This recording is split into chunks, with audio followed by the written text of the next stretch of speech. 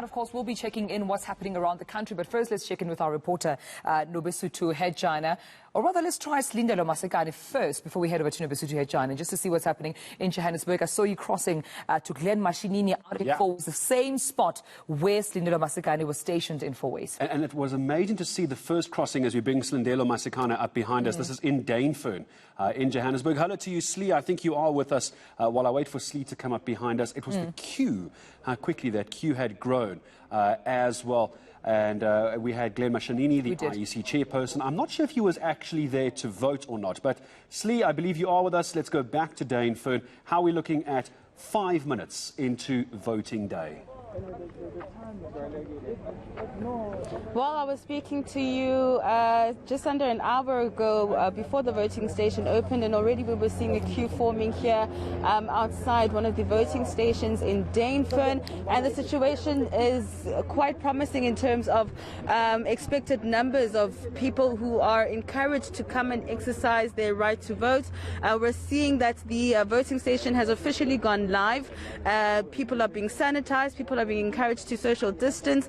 Those who are a bit elderly are being pushed to the front of the queue, and I must say I heard one of the voters saying to me, as she was walking to the line, that she was going to use the age card today to try and push herself up into the queue. And you can see that the process is seemingly starting off quite smoothly. This is a very busy voting station, and as you can see, there's a number of voting booths that have been put up to try and deal with the numbers that we're expecting to see here in Dainfern. So I'm just going to move down the queue with my colleague Joel Matlala to try and locate the IEC chairman, who's actually also here, who's joined the queue, who's speaking to the voters in line, encouraging them to vote, kind of assisting as well with the process, showing those who are a bit elderly to move up to the front of the queue, showing them that they don't have to stand in line.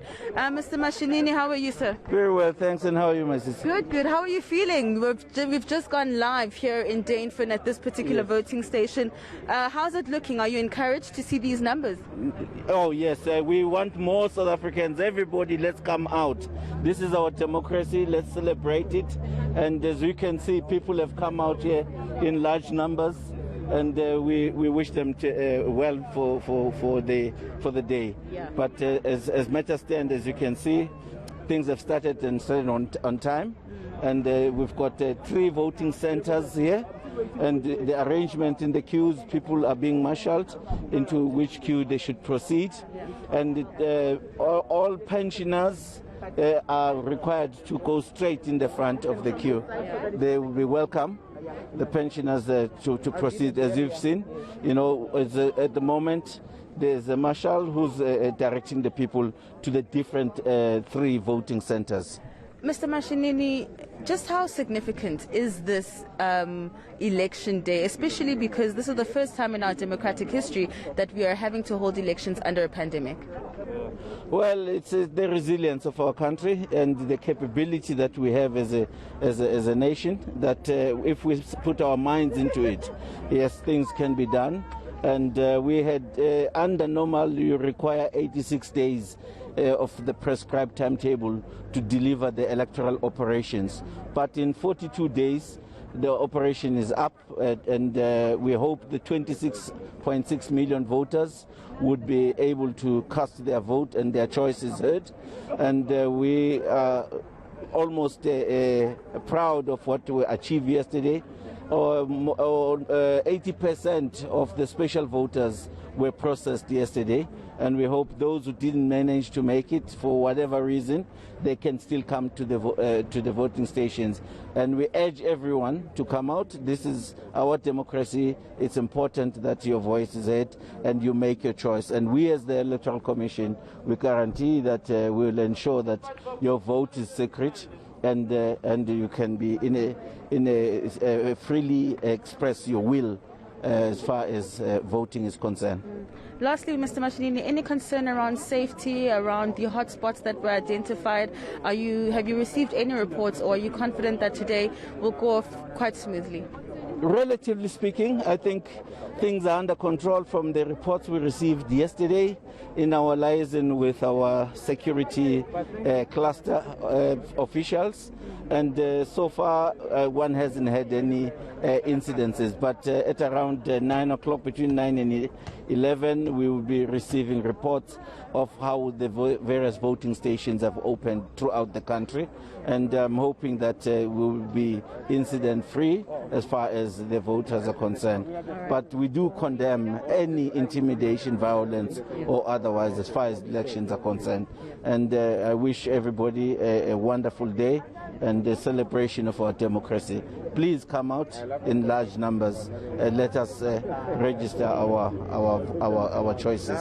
Thank you so much, Mr. Mashinini. Let me leave you to get to it, to join the queue, because it is quite long. You've even lost your spot in the queue, so you might have to rejoin. But as Joe Matlala and I leave Mr. Mashinini to cast his vote, you can see, I mean, the queue it just keeps growing. You can see some of the voters coming through with their camp chairs, prepared to actually sit and wait it out and to be able to cast their vote. Some have even brought books. Good morning, sir. How are you? Fine, are you? I'm good. You're here armed with your book. Are you ready to wait it out to cast your vote today? Hopefully not for too long. Yeah. Yeah. Why is it important for you to come out today? I guess, I don't know, to make a stand, Yeah.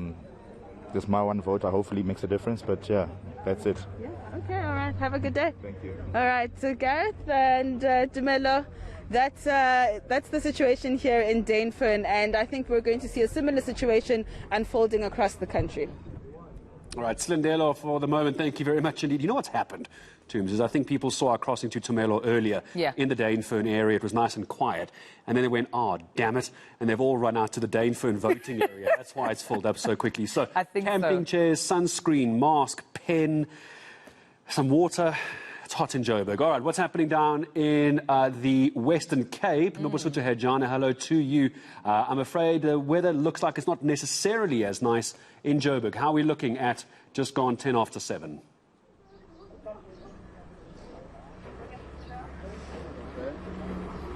Well, Gareth, it's a bit different from what Slee is doing in Johannesburg.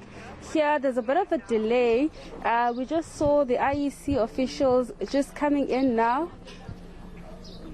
Go ahead, Nobesuthu, we've got you. Go ahead. All right. I was just saying that we just saw the IEC officials car bringing in the ballot papers.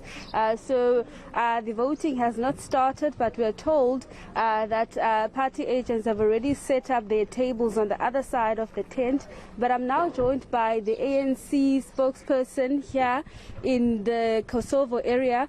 Putloazi, frustrations, I mean, there's a bit of a delay. We're supposed to start at this stage. Yes, thank you very much. Thank you very much. Yeah, we have a problem because I don't think IEC is ready. Because even on Saturday they did start it at 9. So even now we still have that problem because they say there is no machine. So our people, they're waiting there, and then the weather is not looking nice. So we are very frustrated. And apart from those frustrations, I mean, the area of Kosovo is currently under the ANC. There's been a lot of issues within the party, and parties like the Patriotic Alliance are also looking into getting into this ward. How confident are you that you will retain this ward given those challenges within the party? No, thank you. No, when I talk about the PA, no, they are just playing. ANC is always ready. We are going to win this ward with victorious and 100%. We are sure about that because the people, they know that the ANC is working for them. As the ANC, we are looking to take even city of Cape Town because the city of Cape Town is not looking after our people. Our people are suffering here, especially here in the informal settlements, also in the townships, because you can see that there is a lot of water that is running up and down. But when you are going to Sea Point and all these areas, even if a 5 minutes call, they come and fix the problem. Here, the people stay in water for more than a week or even a month. They stay like that, and then we have small children here. We are in trouble about this, the DA government. And I was hearing, sorry, Puti, I was hearing some people or residents here saying that, I mean, they don't want to vote because they vote you guys in, and then parties, they fight within themselves. So are you confident that people are going to come out in their numbers? Like you said, the city of Cape Town is not working for people. So how confident are you that you will retain this ward, given the challenges here, dirty roads, potholes, and no ablution facilities? As we're working as the ANC, we interact to our people. And our people, they have confidence in the ANC. So we're going to win here. We don't have a stress about this one. All right. Thank you. All right, thank you very much. Well, Gareth, that was Loazi representing the ANC. The voting has not yet started here. There's been a bit of a delay. We just saw the IEC officials coming in with the ballot papers. They're saying that they're still waiting for machines. So things are a bit of a delay in Kosovo, but the ANC, which is currently running the ward, says they're confident that they will retain this ward. Right. And you know, what you're going through out in Kosovo, Nobesuthu, is exactly what our viewer was asking about. Should these voting stations delay, what happens to the extension? Will it be extended from 9 p.m. to maybe at a later stage? So that's the question that I suppose we need to ask at this point. But let me cross over now to the Free State Province. Spamantla Koke standing by there, tracking the state of readiness in terms of the IEC. I spoke to the IEC's commissioner earlier on, Janet Love. Slindelo spoke to the chairperson of the IEC, Gqeberha Mashini. Their confidence, Pamandla, that they are ready. It's all systems go. From where you stand, any glitches, or is it looking smooth so far? It's looking smooth. It's just that we are a few minutes delayed. We are supposed to go live at 7. IEC authorities and officials are in here. It's all systems go, really. We are waiting for the first voter to come in and cast her vote here, her ballot. We are at the Central Park Primary School, I'm told. It's in Bloemfontein in Mangaung. Here in the Free State, it's the battle for Mangaung. That's the only metro in the province. Jokomane will show you inside here. It's all systems go, really. It's just that we are as you're speaking there, sorry, apologies there, my colleague, Pamandla Koke. I have to unfortunately cut it short for a moment there. The chairperson of the IEC, Gqeberha Mashini, casting his vote. We have to take those visuals live. We can see the chairperson of the IEC. Early on, he had been interacting with some of the voters, Gareth, making sure that they are ready, sanitized, ensuring a safe, social distance. He seemed to have lost his spot, but now he has found it, which is just at the front there, of the queue. They're just casting his vote. And Slee, I know that you are with us right now. Quite an important moment, I suppose, for the IEC. We're in a pandemic, and there's the IEC chairperson casting his vote. Certainly so. I mean, these elections, I must say, Dumelo, have been a test in terms of what the IEC can be able to do and whether they'd be able to conduct these elections in a pandemic. You know, we had that commission that was led by the former Deputy Chief Justice Dikgang Moseneke that had actually come out with a report saying that it would be quite risky and that elections should be postponed. But of course, the Constitutional Court saying, ruling that these elections must go ahead, and they must go ahead within the 2021 year. And what the IEC then had to do, it had to within 40 days or so, ensure that they have everything in place to ensure that the voting day doesn't become a super spreader event. And it seems that, COVID-19 protocols have been implemented to ensure that, and the special votes weekend as well was one that had to assist in terms of ensuring that the numbers at the voting stations rather are decongested, and that we don't see these this election day rather turning into a super spreader event. So now you can see the IEC chair making his way to the voting booth. We will be at a distance to ensure that we respect his rights to be able to cast his vote in secret.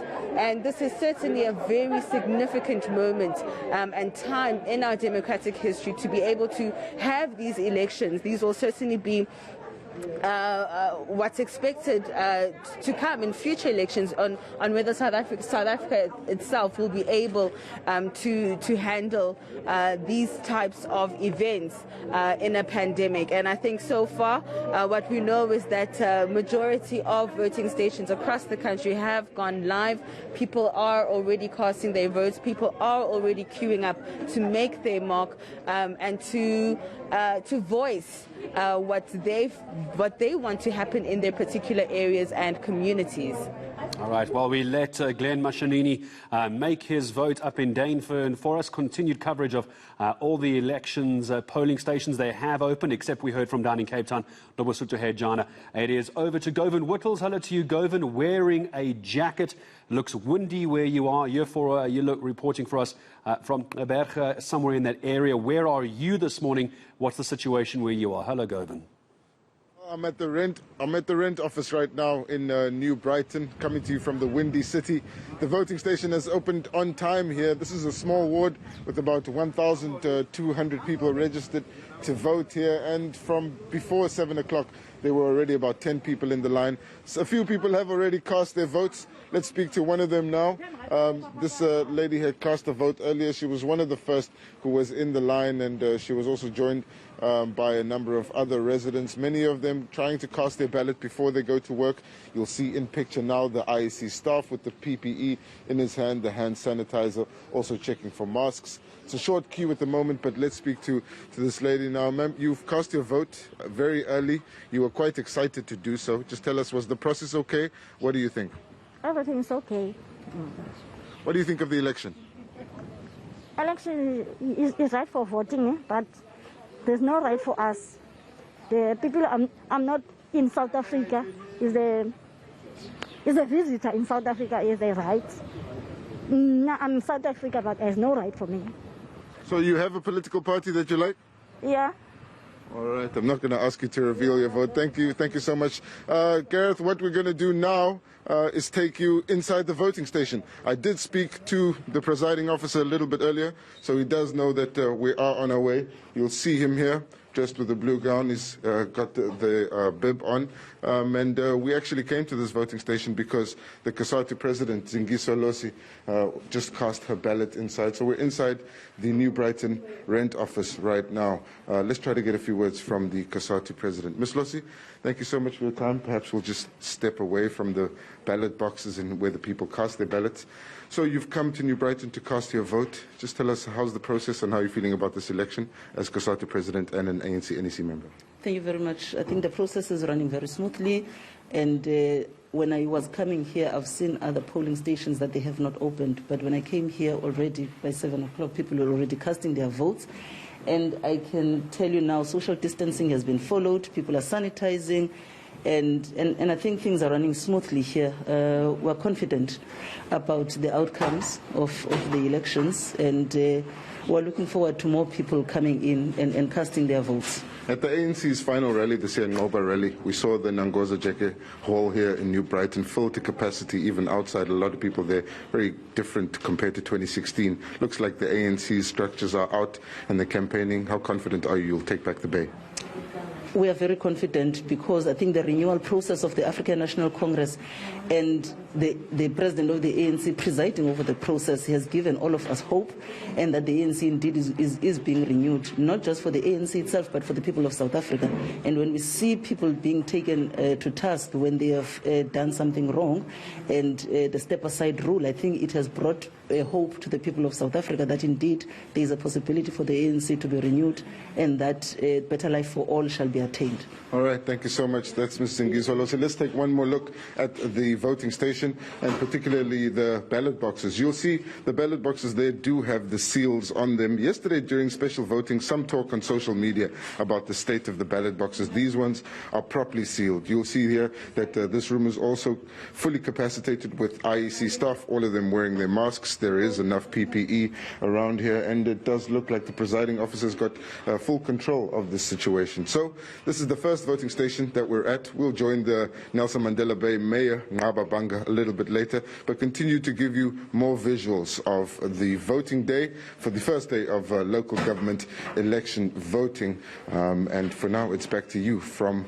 New Brighton's Rent Office. Oh, thank you so much, Govan, for that update. Let's go back now to the Free State Province, where Pamandla had been waiting patiently to update us. Pamandla, thank you so much for your patience. Had to check in with Glen Mashinini quickly, as well as COSATU President, that is, of course, Zingiswa Lusi. But from where you stand, we also saw the elderly, of course, coming through and making sure that they do cast their vote. What else can you tell us?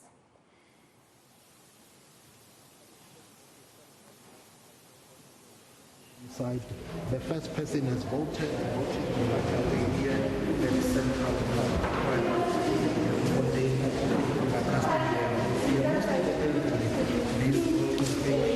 All right, what I think we're going to do for the moment is we just lost Sipha Mandla Goge's microphone for the moment. What we'll do is we're going to give Sipha a chance maybe just to check that microphone. It's exactly what you were talking about there. Yeah.